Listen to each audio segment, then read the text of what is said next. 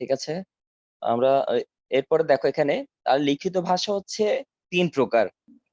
আমরা দেখতে পাচ্ছি কি লিখিত ভাষা হচ্ছে ৩ প্রকার। একটা হচ্ছে বর্ণভিত্তিক, একটা হচ্ছে অক্ষরভিত্তিক, আর একটা হচ্ছে ভাবাত্মক। দেখেছো তো না? আমরা এরপর নেক্সট ইয়াতে যাচ্ছি।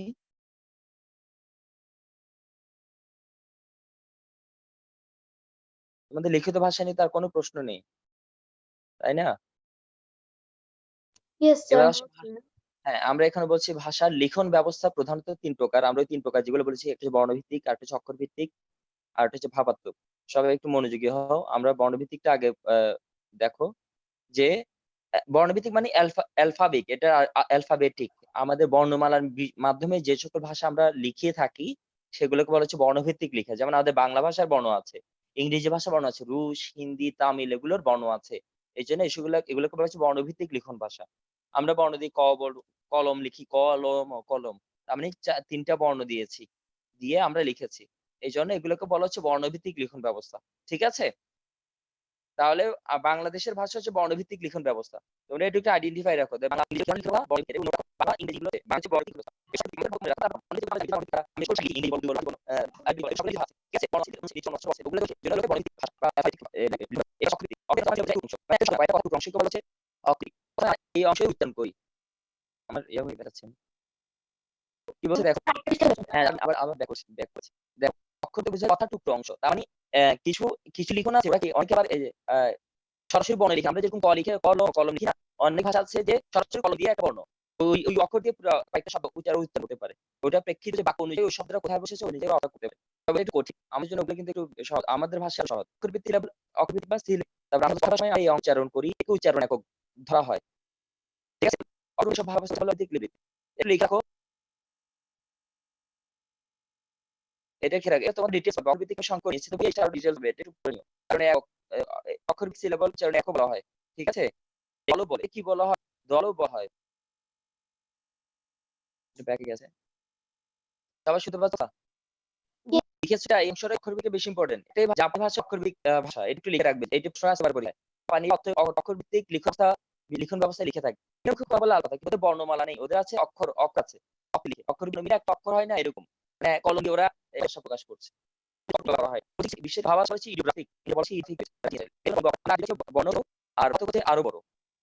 ঠিক আছে? যেসব ভাষা মানে অক্ষর নেই কিন্তু কি করে ছবি এর করে ভাষাকে লিখে এগুলো হচ্ছে ভাবাত্মক ভাষা লিখে। বুঝতে পেরেছো? চীনাদের লিখে এবং ইয়াদের অনেকটা চিত্রের মতো। ক্লিয়ার? এটা একটু নোট রাখো। চীনা কোরিয়া হচ্ছে ভাবাত্মক লিখনের শৈলী অবলম্বন। তাহলে ভাবাত্মক তোমরা বুঝতে পেরেছো ভাবাত্মক মানে চিত্র পদ্ধতি। তাহলে তো এটা ভাবাত্মক ধরনের লিখন পদ্ধতি, ভাবাত্মক চিত্র লিখন পদ্ধতি। সরাসরি চিত্র না, কিন্তু দেখতে কিছুটা চিত্রের মতো। ঠিক আছে? ছবি এঁকে ছবির মতো।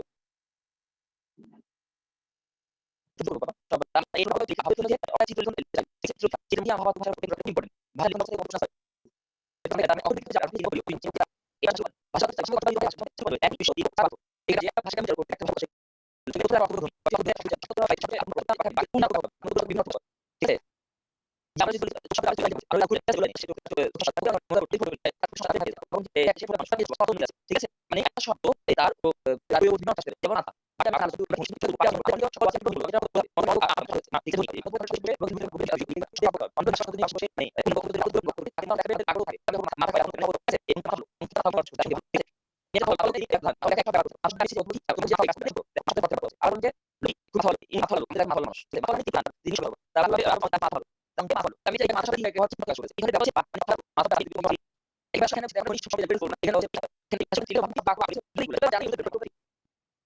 আমি এটা আমি বলছি এটা ভাষাকে ধনী সিচুয়েশন আছে। ভাষা আমরা সবাইকে ধনী বলবো না। ভাষা ধনী বলবো। কারণ সে অর্থ ধনী হতে হবে। বাগদের সাথে কত ধনী হবে ভাষা ধনী। আমরা আমরা বলি এটা ধনী নয়। তো সাধারণ ওইটা অবগুলো ভাষা ধনী হওয়া থেকে দুটো অর্থ ধনী বাদ মানে আমাদের প্রত্যেক এই অংশে কোনো অংশ করে নিতে হবে। আমি হাতটা বললাম এটা আমি বলবো না। আমি ধরবো যে আমি কণ্ঠ থেকে শুরু করব। নাসিকের ব্যাপার আছে। প্রকারের ভাষা। এই সবটা থেকে কথা যন্ত্র ছড়া সৃষ্টি কথা এগুলো কথা এগুলো এর মধ্যে যে আছে এবং এই অর্থ করতে দেখো কথা বলে আমাদের কণ্ঠের প্রবন্ধ নাসিক এই অঙ্গগুলো ভাবে সেটা অর্থ থাকতে হবে ধ্বনি। আমরা কাকে দিব না। তার মানে ধ্বনির শব্দ ধ্বনির ক্ষেত্রে বাক্যের সাথে অর্থ থাকতে হবে। মনে থাকবে দেখো ধ্বনির ক্ষেত্রে দুটো শব্দ প্রযোজ্য। বাচন্ত্র ধ্বনির ক্ষেত্রে শব্দ প্রযোজ্য। বাচন্ত্র এবং অর্থ। বাচন্ত্র ব্যবহার এবং অর্থ থাকতে হবে।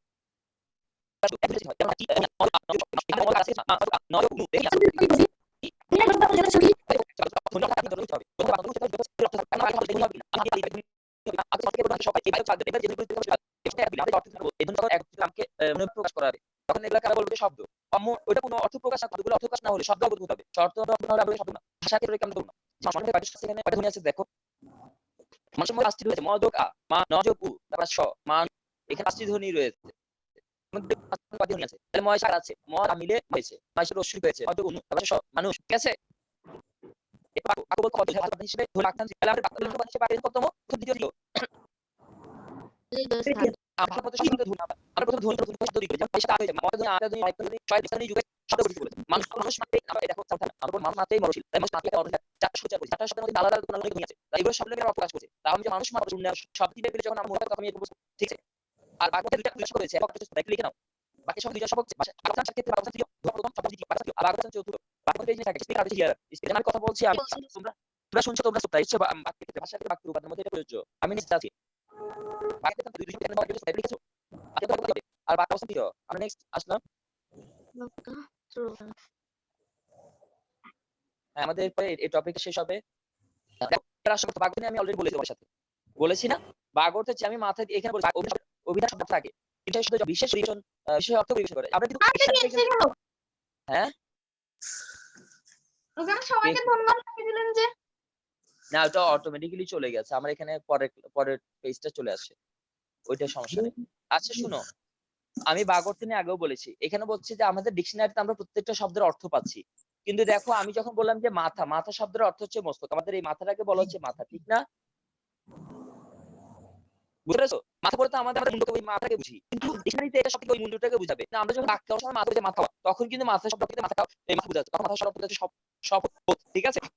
আর যখন উনি আমাদের গ্রামের মাথা, উনি হচ্ছে আমাদের মাথা, তখন মাথা কিন্তু মাথা নয়। মাথা তো বোঝাচ্ছে উনি আমাদের গ্রামের প্রধান। তাই সবকিছু। আমার একটু কথা ছিল সাথে 1 মিনিট সময়।